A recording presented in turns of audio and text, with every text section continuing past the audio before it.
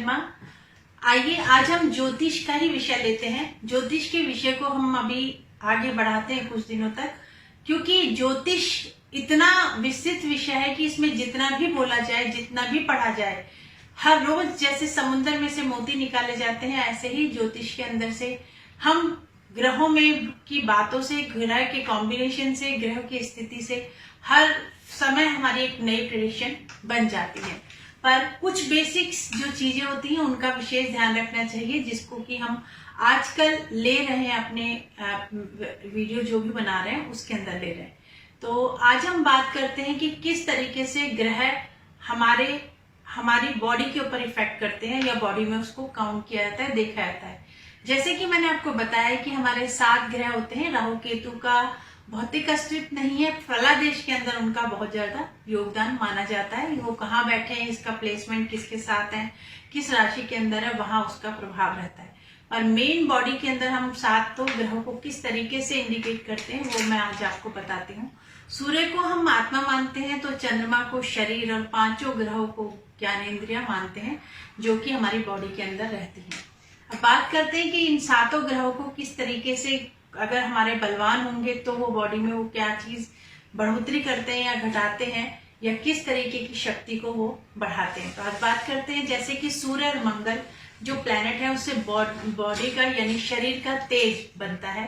उस तेज को हम देख सकते हैं कि प्लेनेट तेज किस तरीके से उस व्यक्ति की बॉडी में, सूर्य मंगल का अगर प्रभाव कुंडली के अंदर अधिक है तो उस व्यक्ति की जो बॉडी है, शरीर में जो तेज है उसको देख सकते हैं। इसी तरीके से चंद्रमा शुक्र को जलीय प्लैनेट माना गया है, और वो अगर हम कुंडली के अंदर देखेंगे तो जो रस इंद्रियां होती हैं उसको हम चंद्रमा और शुक्र से देखते हैं। अब बात करते हैं कि जो बुध है वो पृथ्वी तत्व ज्यादा लिए होता है, और घृणय शक्ति यानी सूंघने की ताकत बुध ग्रह के अंदर मानी जाती है। वीरवार को यानी गुरु को आकाश तत्व अधिक उसके अंदर होता है, गुरु के अंदर, और गुरु से श्रवण शक्ति को लेते हैं। अगर इनमें से कोई भी प्लैनेट वीक होता है, कमजोर होता है, तो बॉडी के अंदर, शरीर के अंदर उस चीज की मात्रा कम हो जाती है। शनि राहु केतु को वायु तत्व के रूप में लेते हैं हम, जिनका भी ये इफेक्टेड रहता है, तो ये शरीर में वायु तत्व का प्रभाव देखने को, जैसा प्लैनेट की स्थिति है उससे हम देख सकते हैं। तो अब ये ग्रह मजबूत हालत में कैसे होते हैं, कमजोर कैसे होते हैं, वो मैं आपको बताती हूँ।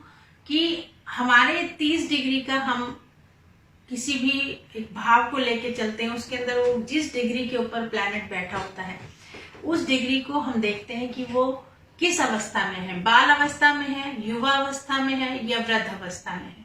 बाल अवस्था में भी प्लैनेट इतना ज्यादा इफेक्ट नहीं कर पाता, वृद्ध अवस्था में भी वो प्लैनेट की इतनी शक्ति नहीं होती। पर अगर हाँ वो 15 डिग्री के आसपास प्लैनेट है, डिग्री पे है, तो वो काफी बलवान होते हैं। पर इन स्थिति पे भी कुछ प्लैनेट अस्त होते हैं। उसका कारण क्या होता है, अस्त प्लैनेट क्या होता है, ये चीज भी आपको जरूर समझनी चाहिए। जिस तरीके से अगर हम हाईवे पे जा रहे हैं और सामने से कोई ट्रक या बड़ी गाड़ी जिसके शीशे की, जिसकी लाइट बहुत तेज है, वो हमारी आंखों के ऊपर आके पड़ती है, तो हम सामने ड्राइव करते हुए जा रहे हैं, पर हमारी आंखों के से एकदम रोशनी इतनी तेज पड़ती है कि हमें दिखना बंद हो जाता है। उसे कहते हैं कि अस्त होना। इसी तरीके से जब सूर्य के पास कोई भी प्लैनेट आता है तो वो अपना अस्तित्व खो देता है, यानी कुछ क्षणों के लिए उसको दिखना बंद हो जाता है, तो उसे अस्त की अवस्था बोलते हैं। पर ये एक विशेष डिग्रीज पे ही होता है। जैसे कि चंद्रमा 12 डिग्री के ऊपर अस्त तक माना जाता है कि वो अस्त रहेगा अगर सूर्य के पास है तो। इसी तरीके से अगर हम देखते हैं कि मंगल 17 डिग्री के ऊपर अस्त होते हैं, और जो बुध प्लैनेट है वो अगर वक्री है तो वो जो है 14 डिग्री पे, और मार्गी है तो 14 डिग्री पे अस्त माने जाते हैं, और 12 डिग्री पर वो वक्री अवस्था में होते हैं। और गुरुदेव यानी बृहस्पति को मानते हैं कि 11 अंश पर वो अस्त होते हैं। शुक्र अगर मार्गी है तो 10 अंश के ऊपर अस्त होते हैं, और अगर वक्री है तो 8 अंश के ऊपर वो अस्त माने गए हैं। शनि को अगर हम को लेते हैं तो शनि देव जो है, जिस भी स्थिति में सूर्य होंगे, सूर्य से 15 अंश पहले और 15 अंश बाद तक अस्त माने गए हैं। इन अस्त प्लैनेटों का जिंदगी के अंदर ये प्रभाव होता है कि उस प्लैनेट की जो अवस्था है, स्थिति है, वो कमजोर मानी जाती है जब वो अस्त है।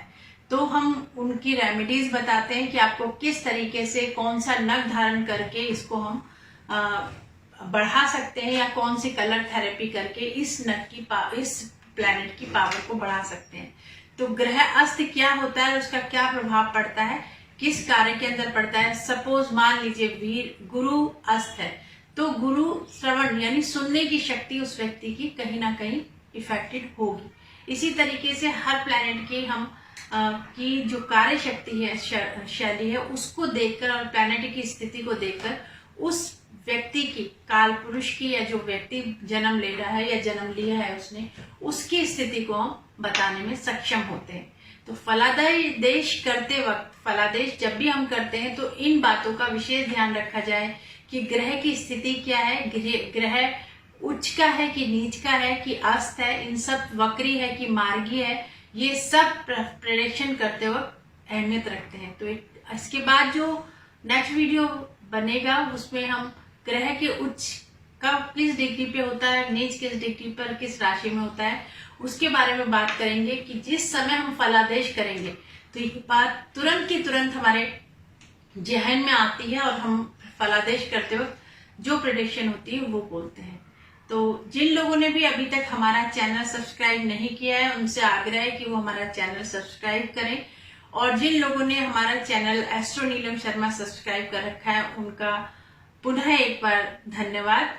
और जिन लोगों ने भी अभी तक हमारे चैनल को सब्सक्राइब नहीं किया है वो जरूर सब्सक्राइब करें, और अगर पसंद आता है तो आगे शेयर भी करें। तो आगे एक नए विषय के साथ आपसे फिर मिलेंगे, तब तक के लिए नमस्कार।